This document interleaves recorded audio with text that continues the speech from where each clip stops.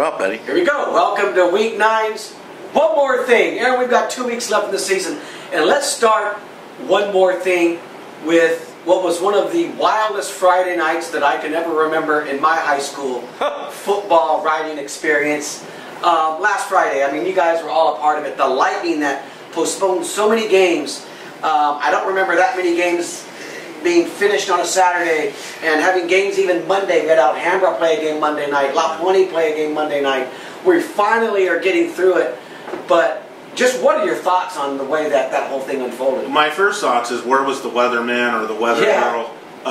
You know, this really, like Tom Simmons said, you know, caught everyone off guard. And, you know, I was at Pasadena against Arcadia at Pasadena, and you're a little high up. You're almost at the base of the San Gabriel Mountains, and I could see way off in the distance what looked like the beach lightning, you know, going off all the time. And I'm thinking, well, that won't get over here.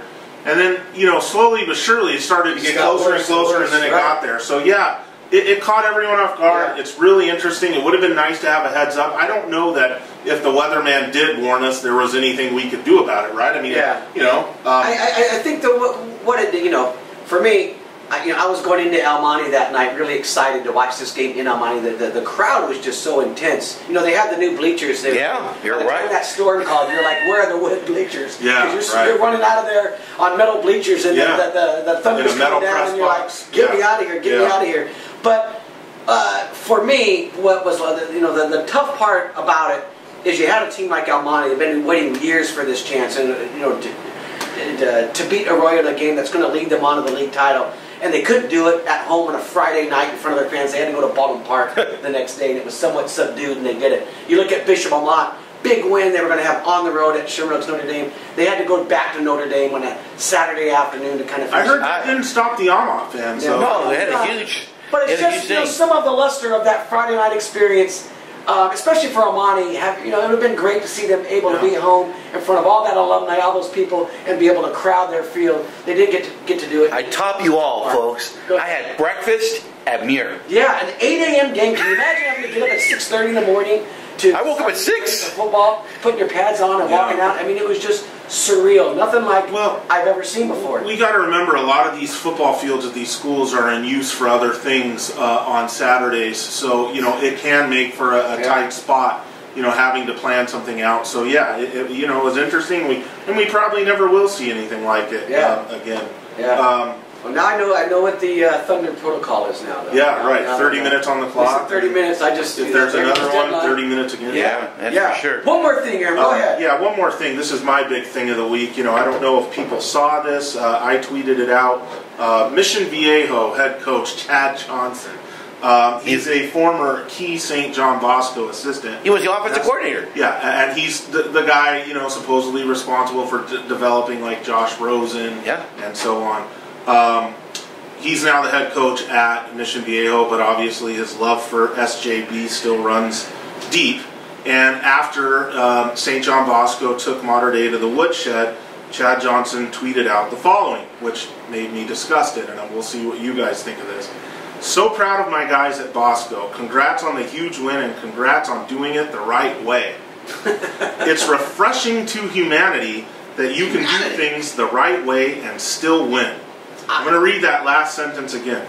It's refreshing to humanity that you can do things the right way and still win. Now, obviously, go ahead, this is a shot. This is a shot at Mater Dei, a veiled shot, right? He's saying, you know, congrats on doing it the right way, kind of like an implication that Mater Dei doesn't. And also a double down that St. John Bosco does. And it's refreshing to humanity, which I didn't know that humanity would make its way into the same sentence as, you know, St. John Bosco and Mater Dei football, but go ahead, Fred. It's just a total clown comment. I mean, I don't know how else to explain it. Because what St. John Bosco is doing is following the prototype that Mater Dei set. That's exactly what they do. They started a few years ago handing out a lot of financial aid scholarships. They started recruiting a lot of players. They turned themselves into a football powerhouse, not because people are in love with that area and they just are deciding to go to that school because all of a sudden they fell in love with St. John Bosco. They started recruiting. They started playing the game, and they did it exactly the way Mater Dei did, and that's why the payoff has come before. They've beaten Mater Dei in big games, and the payoff came again on Saturday night. I mean, they're one of the top teams in the country. Again, not because teams just follow themselves there, not because it's great for humanity, not because people like Bellflower. It's because they did what Mater Dei's been doing for years and one up them. There's no other way to look at it. There's going to be some people. You know what's great for humanity was El Monte beating Arroyo. You're right. That's 100% right. You had the cake? Did you bake the cake, by the way, Saturday? That is 100% right. That was a lot of love and heart and work and neighborhood kids.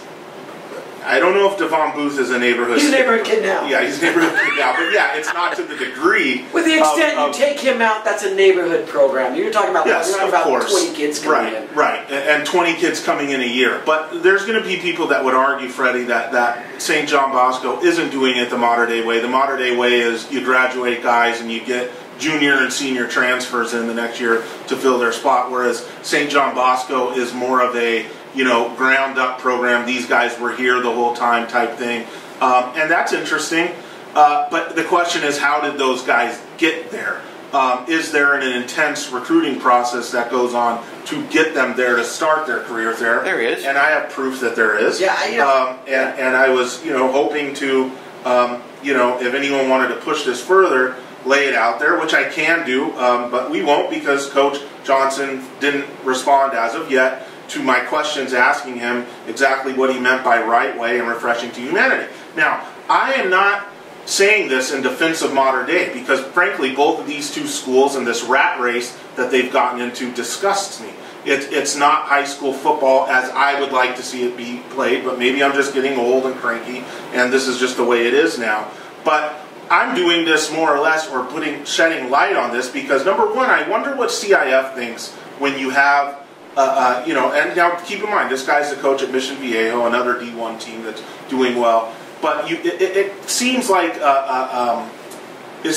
kind of. It just seems very brash, and the amount of hubris. I wonder what CIF thinks of that. And then number two, you think about the other teams in D1. We have one here in our own backyard that are not willing to do things to the level that Mater Dei and St. John Bosco do it, or they're just not willing to do it at all.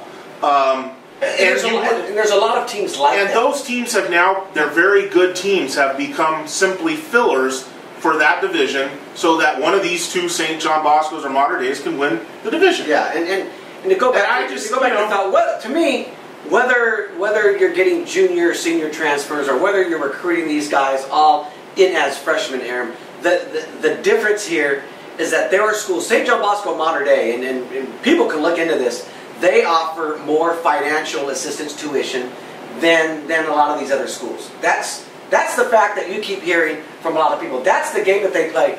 That's the part that CIF really doesn't have a handle on, is how much financial assistance you get, quote unquote, how many scholarships you can hand out. When you talk to people at Bishop Amat, you talk to people at Damien and some of these other schools, even St. Paul, they have a cap from their school on how much of these financial assistance packages they give out, scholarships. When you look at Division I college football, it's all the same, right? They're 85. all, there's an equal playing field in terms of how many. So then it comes down to who can recruit better kids.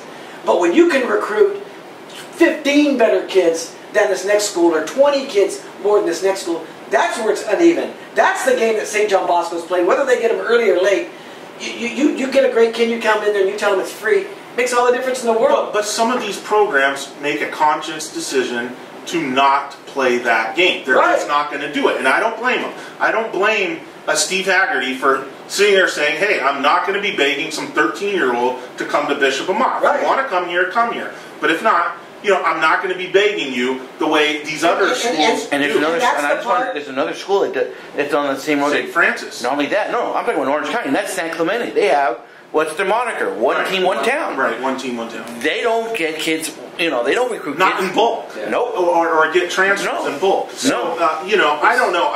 To me, it just seems like... When we just talk about these reasons, the humanity part is the clown comment part. Yeah. Right. Because, come on, a lot of these kids that you're getting, they're on a scholarship, so to speak. I mean, you're bringing them in there. It's not like... To me, the playing field isn't even in that regard. It is one bank robber telling another one he doesn't like his modus operandi. Yeah. I mean, that's what it is. And I mean, but you're both still bank robbers. Yeah. And private schools will tell you that, hey, look, as a public schools, everyone's on scholarship because it's free. And there are some public schools who have learned how to play the game and corral the area, like a Long Beach Poly, like a Corona Centennial. Yeah. You can have public school powers simply through just being great. Sure. It's a whole different conversation. But when you compare the publics and you talk about, this is great for humanity because we beat modern day the right way. It's just a clown comment. Yeah. There's no other way to explain it. Hey, I have a question here. One more thing. It's so funny. It's not just a clown comment though, but it's absolutely wrong because But I hear that every day from Trump every day. That half of his tweets are wrong, but people don't mind it. They just go on. Talk about political stuff. That's just how the game is on Twitter these days. No, but it's wrong, to sit here and say like, hey, you guys are clean, but the other one isn't. Yeah. When like I said, I have a thing. If this wanted to get pressed further, a stud defensive back at St. John Bosco right now, who's a D1 commit, a Facebook post from his father that I have saved. I can show you, Freddie, for validation purposes, and we won't get into names, but the guy is sitting here saying, I'm at lunch now thinking about God's timing. My son, we won't say his name, was on his way to Sarah High School until a certain St. John Bosco assistant coach, quasi-street recruiter who likes to tweet in all caps to give you away, showed up at a youth game. After that convo, my son has been with this coach ever since. That is an addition of recruiting out at a youth game. As we know, Roddy Layton once got suspended for just showing up at a youth game in a Diamond Ranch sweatshirt. This is a dad of a player saying that a certain coach showed up, a St. John Bosco assistant coach who's there still, showed up at the game. The son was on his way, going to be a Sarah Cav, go to Sarah, be one of the Cavaliers. Yeah. And coach showed up at the youth game, and he's been with the coach ever since at St. John Bosco. That's humanity. That's humanity. Humanity. Phenomenal. Yeah. One more. I got one more thing. How good is Diamond Ranch in South Hills? You were at the game Thursday. Say it again? South Hills, Diamond Ranch. What a game. Oh, a better game than I thought they were. Diamond Ranch really impressed me that they were able to hang with South Hills. I told you that last week at the beginning of the week. I thought South Hills would show us, they would show me at least that they are who we think they are, which is the reason I had them number one over Bishop Amat. Yeah. But they really look human in that game. Northview and South Hills have been undefeated all year. Neither one of them has showed a chink in their armor. South Hills showed it first. Ooh. And that's another reason why Bishop Amat was winning on Saturday. I had to put them back on top, the number one team. That should have been the one more thing here. There was no more. One more thing, Freddie makes Bishop Amat number one in the Valley. Yeah. South Hills did nothing wrong. They arguably posted their biggest win of the season. Yeah. Clinched a share of the league championship. Sorry, you go to number two because you just can't ignore this body of work Bishop Amat's doing. They're picking off D1 team after D1 team. And on the road, Notre Dame had looked so impressive too. Well, actually, is Notre Dame still D1? Yeah, no, they're Division 2. Oh, okay, all right. They're Division, but it's a big win, nonetheless. Right. Well, they're a very good team. Yeah, you picked Notre Dame to win. Yeah, maybe a favorite to win Division 2 this year. And you look at Bishop Amat now in the Division 1 rankings. They're right outside the top 5. They're in that 5, 6, or 7 mode, and they deserve to be there. They really do.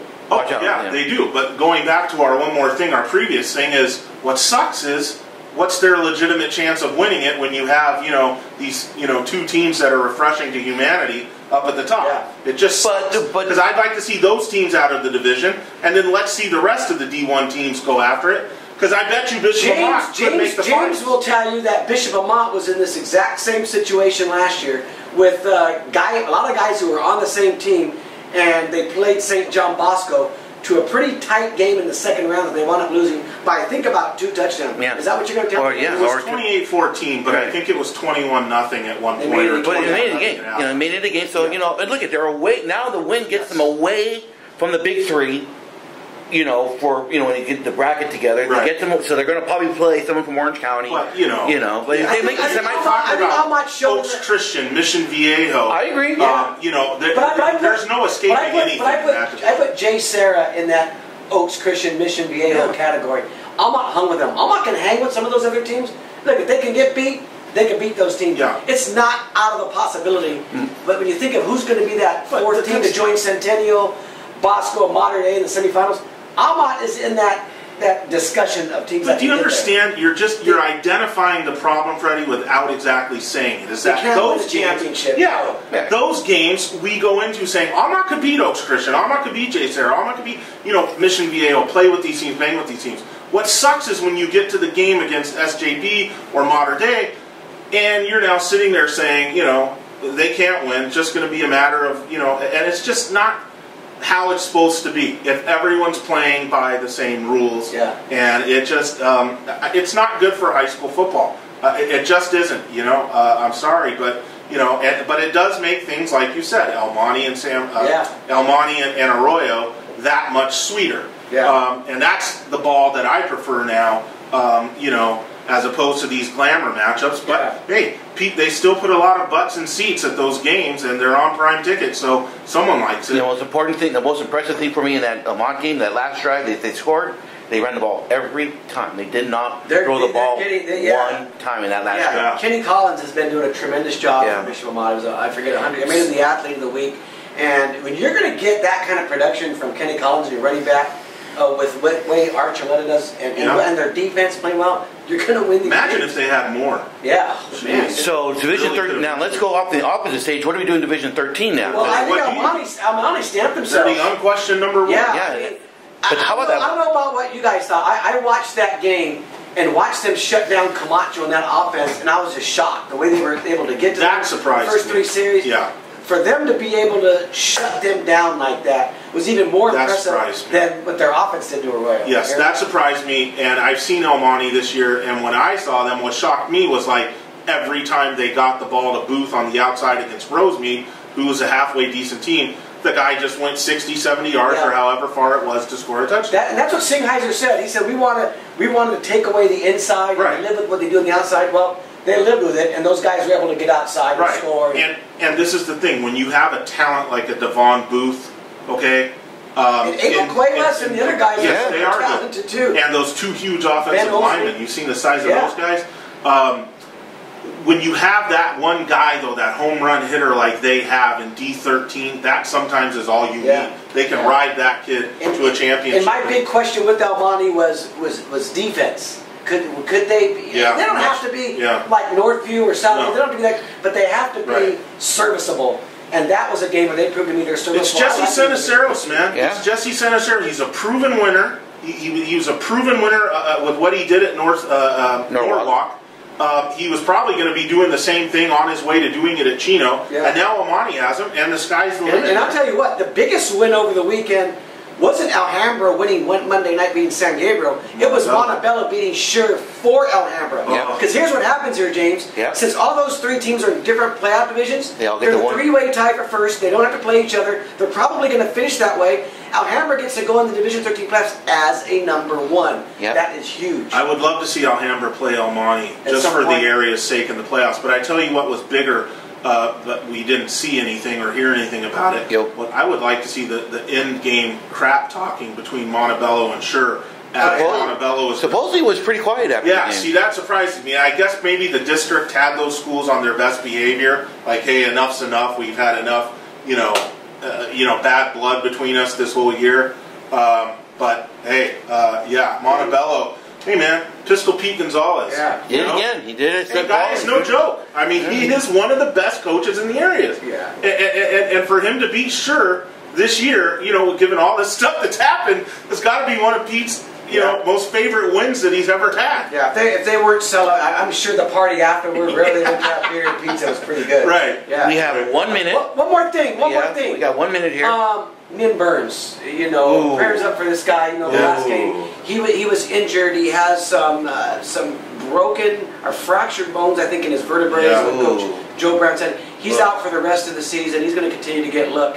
But what an incredible 2-year run for Nin, leading his team to Division. Might be time to just play baseball. Maybe. Because he's a stud baseball player. He's a stud baseball player. He loves football. We'll see where he goes from here. But this was a tough inning for him. Covina's 4-4. He's like the area's Kyler Murray, and you worry, a Kyler Murray that he's going to screw up a baseball career. He's a freak athlete. And, Nin Burns can do some damage in baseball too. So hopefully, maybe it's time to just, I don't know. I hate to say, stop playing football, Nin, but concentrate on the baseball. When you have an injury that serious, back. I mean, gosh, man, gotta if be he's careful. 50, 60 years old, that's when you start to feel that again. Not that you have any experience on that, right? No, I'm not. I hope to be that age someday, but yeah, I mean, but all your little, things that you had happen when you were 50, younger, Aaron, they come back. It's the greatest. I got one game left here. When I'm 50, I hope I fit. I got one game left here. I fit in a 2X. St. Francis Cathedral, Saturday night. Who are you taking here? Cathedral. The parking lot. Yeah. No. Not Cathedral. Until St. Francis shows that it can stop anyone, it's hard to pick them in a spot like this. But I think St. Francis obviously has the weapons to make this a back and forth. But when your defense is that shaky, you almost have to be perfect offensively to just keep trading, and stay. And that game is now a Saturday night special. Saturday night special at 7 o'clock near Dodger Stadium, where the Dodgers will be out of town by then. Right. I don't have to go. The Dodgers will be out of town. Dodgers will be in Game 7 of the World Series on Saturday night. Believe me. The NLCS. NLCS. Yeah. All right. That's a wrap here, huh? Guys, we'll see you next week. Yeah.